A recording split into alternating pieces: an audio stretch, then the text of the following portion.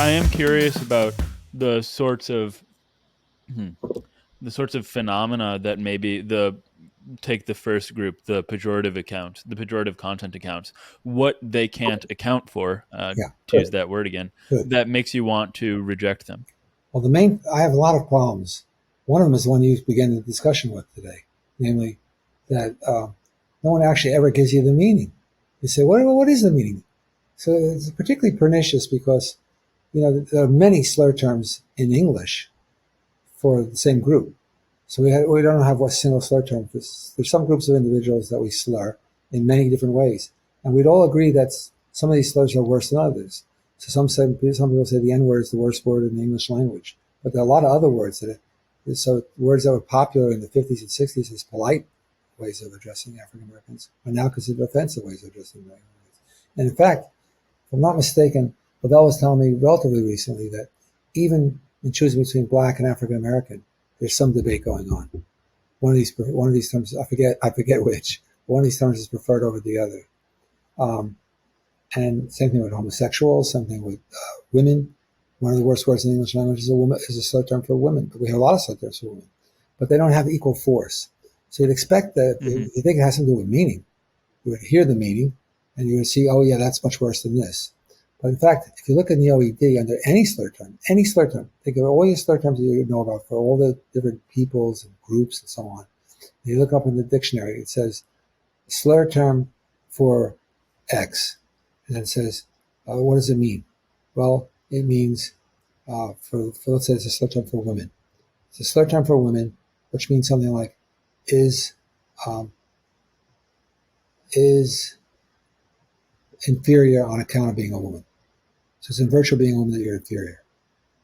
But it says that about all of them, about blacks, about homosexuals, about whatever group you're attacking. It's the same entry. They just changed the group that you're picking out. So the name of the group changes. But if that were the case, then how do you explain that some slur terms are more pernicious than others? If it's all about meaning, you should be able to spell it out, but no one ever does that. So that's one problem. One problem all accounts have is no one actually ever gives you the meaning. They don't give it to you. It's unspecified. Okay, do you want to jump in? Yeah, I wanted to jump in because I wanted to ask if this was another problem for the pejorative content accounts. It's difficult to account for why some groups of people can use a slur and Right, it not have pejorative content right, or be interpreted as a pejorative, whereas if another group does, it is highly offensive. right. And if the content is just contained in the word sort of inherently, for lack of a better term, uh, this doesn't seem to jive with actual experience. But the standard way out of this, like Mark Richard is a good example. There's a book they wrote, I think, in the 80s, maybe not. Mark Richard Yeah, of Harvard. he of Harvard. Well, I don't Okay. know of Tufts, but he's at Harvard now. When he wrote that book, he Yeah. was still at Tufts. I think maybe he was at Harvard. He's been at Harvard for a while now. But anyway, in that book, when he considers reclaimed uses, he says of them, they're ambiguous. They're another meaning. But it's a weird kind of ambiguity. It's usually thought to be an accident. Like bank is ambiguous because it comes from Old Norse and Old French. And in Old French was spelled Banque, and in Old Norse was close to Bank. And it turns out that now they're homophones, but that's an accident. So most people think of ambiguity as accidental. But this doesn't look accidental. They don't think that the nice word that blacks use with each other, the reclaimed use, they don't think of that as a different word or a different, altogether, or an ambiguous reading of the bad word. So that's one problem.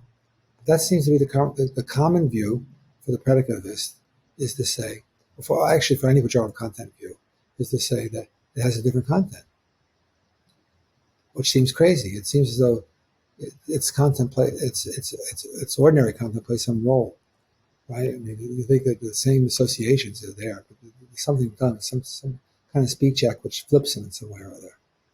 But one of the things that's hard to explain if you think it's ambiguity is why can't you use it?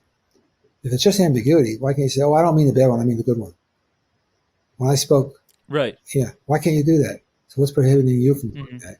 If it's about meaning, why can't you say, "I mean the good meaning, I don't mean the bad meaning"? It doesn't work like that. It was very funny, very interesting. In fact, I was one time with Lavelle in the hallway with other colleagues of mine, and one of our former colleagues, no longer at Rutgers, came up and he slid next to Lavelle, and the rest of us and said, "Hey, N," like he was like it was his buddy, and we all like, "Whoa!" We all backed up like we're not here. I'm not even. And then the guy finally left, and Lavelle said, "That guy's an asshole." Wait, was he a white guy? Yeah, He wasn't a white guy. yeah, white guy. He thought Oh that my he god. thought it was so cool that he could get away with dropping the N word because he was cool. He could reclaim it. He was reclaiming the N word. Oh my god. Didn't work. Kind of fell flat on its No. face. I don't recommend it to Yeah. anyone. No. But the same. But on the other hand, when I was lecturing, I gave lectures on this topic in London about. So did Liz a couple months ago. And it was in this Foyle's bookstore, which was open to the public. It was a Friday night. I thought it would be empty. The room was packed. Maybe 150 people in there. But they came off the streets. They weren't like philosophers. These are people that were bored to death. It was Friday night. They wanted to do something. Free lecture on slur terms. And I expected the worst to happen. It turns out that in British English, one of the worst words in the English language in America is a word for women. But in British English, they use it like it means like jerk. It's not a terrible. Oh yeah, I know the word. But how did that happen? Like how does that happen? Like guys call each other that all the time, and it's people who you think of as being pretty cultivated use that term. I've heard Michael Dummett refer to someone. I heard Simon Blackburn refer to Michael Dummett with that word. I've heard Michael Dummett refer to someone else with that word, and so on. I just think these are gentlemen. How do they get away with this? So it's alarming. It's jarring when you first hear it. That's exactly the word I was thinking. Jarring. It is jarring. So good. Yeah. So the point I'm making is the specification problem has always existed for every count I'm aware of. There's a specification problem. That is, they cannot specify the meaning. I don't think I can either. But I'm not a meaning theorist, so I don't have to specify the meaning. I actually think the word just means no more than what its neutral counterpart means. So the N word means what black means, or whatever you think the neutral counterpart of the N word is. That's my theory. That's the end of my semantics. It's a rigid referring term, picks out a property being African American or black, whatever you want to call it, and that's it. We're done.